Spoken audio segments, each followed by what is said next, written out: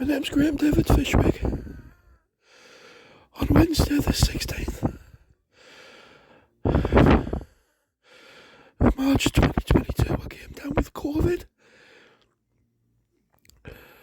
As a result of me being extremely out of breath, I'm constantly wheezing.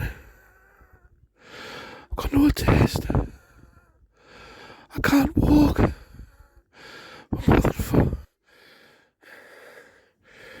2 meters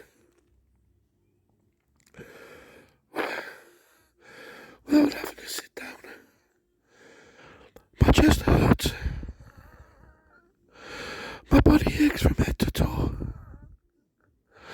I've done nothing but try and sleep, and I can't sleep. I ache, and I'm in severe pain.